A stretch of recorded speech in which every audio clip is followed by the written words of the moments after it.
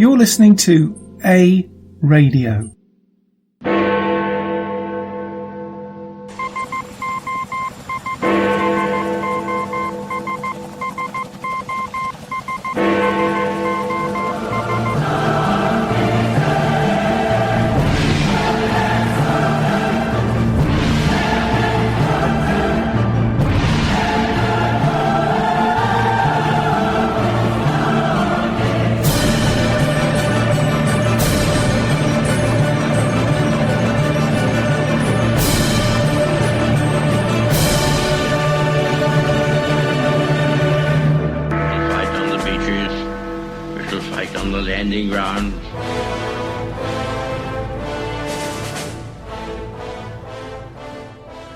Thank you for joining us. You're listening to A Radio, and this is the Morning Moment. We are on Monday, Wednesday and Friday at 11:45 Eastern. Follow us on Spreaker.com and click on the like button. You can find us on most social media platforms such as iTunes, Spotify and iHeartRadio. Go to our website, aradio.wordpress.com, for details, where you'll find more content and details on our podcasts and more. I'm going to read to you part of an article from the Calgary Herald in a little while, but I want to make this comment first. Why do I think it's necessary to read this piece? Well, it's simple, because it appears all is not well on the Premier Unity front. You would be forgiven for thinking that all was well, listening to the mundane press conferences shown on Canadian TV, particularly with Ontario Premier Doug Ford, who I support and continue to do so. But that being said, he's continuing to give the impression that all is well, that the feds in Canada, aka the Liberals and the PCs, might not be telling the whole story. I, for one, am sick of the same round table of predictable questions and questioners in the press at the press conference, be it at the federal level or the local level. It sounds literally like they phoned their questions in and the answers were given by officials were equally robotic. A great disappointment to me when Doug Ford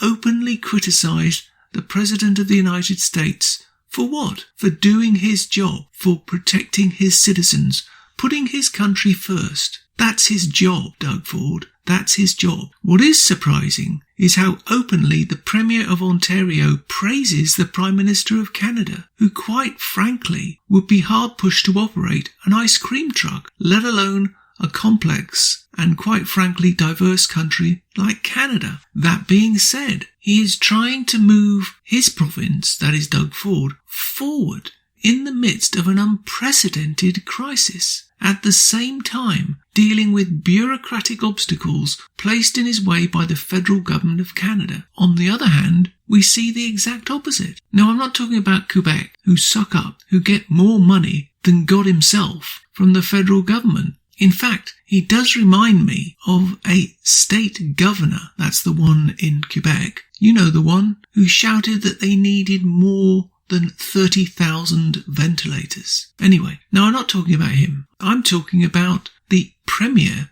of Alberta, who is being dealt a card of sand slipping through his fingers, having to deal with such a conniving, devious weasel in Ottawa, who will try to stop his province at every step from making progress from the depression caused by his government and the previous government in the province, that being of the NDP government. His name is Jason Kenney. He has decided to challenge the federal government's authority vis-à-vis the health of his citizens and question why there are delays of supplies and where is his help. Here is a little flavour of the piece from the Calgary Herald. Alberta Premier Jason Kenney's recent criticism of Canada's top physician, Dr. Theresa Tam, was a much-needed dose of reality during this COVID-19 pandemic. On Monday, during an interview with CBC's Vasi Kampelos, Kenney was asked about his plan to further ramp up Alberta's testing for novel coronavirus. Alberta has the highest rate of testing in the world, recently surpassing Australia. Quote, "The direction I've given our officials is that if we see a highly credible regulator of medications in peer-to-peer jurisdiction like the European Union, Australia or the United States that has approved a test or a vaccine or medication, we should pursue that. We should not wait for Health Canada to catch up," said Kenney. Kenney responded by questioning whether Tam was suggesting that the EU's regulator of medications and the US Food and Drug Administration approve things that are dangerous for public use. Quote, "You know," said Kenney, "this is the same Dr. Tam who is telling us we shouldn't close our borders to countries with high levels of infection, and who in January was repeating the talking points of the PRC, that's the People's Republic of China, about no evidence of human-to-human transmission," unquote. For those of us who have done a considerable amount of reading about the timeline of this pandemic, Kenney's comments come as a dose of good medicine. Well, that's just a flavour of the article. But I, for one, don't believe anything that comes out of Trudeau's mouth. Why? How can you trust a government who actively tries to destroy the economic wealth of one province in particular, i.e. Alberta, whilst implementing a fake tax that will decimate the whole country? Not only that, but implements a further step of this fake carbon tax, while Canada is, for all intents and purposes, in a shutdown. This tax will hurt all Canadians, and I predict we will even lose some Canadians to it. Canadians because they won't be able to feed themselves, keep themselves warm, or keep themselves cool. Trudeau is using a national crisis to clamp down on all Canadians. And more disturbing is the fact that the mainstream media in Canada are complicit. What do I mean by that? They are covering up for Trudeau's utter incompetence. And that goes for the second in charge as well, Freeland, who's another moron. Absolutely, totally incompetent. They have no clue, and if they do have a clue, they're hiding the real state of affairs in Canada. They refuse to do testing on a large scale. Why? Because they don't have the facilities to do it. Canada is woefully unready for this pandemic. We do not have the equipment, we do not have the manpower, and we've been giving away millions of dollars to countries who hate us. And we're still bringing in millions of refugees that we can't afford to pay for, or more importantly at the present time, we can't afford to treat if they get ill. We must put Canadian citizens first. We must shut down our air flights. There should be no planes coming into Canada, because if we don't stop them coming in from China, which is the source of all this trouble, we're never going to rid ourselves of this virus. And if we don't take the same steps as the United States and open up parts of our country that isn't infected, we're going to be in the same situation when the second wave comes. We won't even be ready for it. We don't have the equipment, and more importantly, we don't have any time to waste. Cut these regulators out. Cut these politicians out. Let's get some organisation in place for all of us.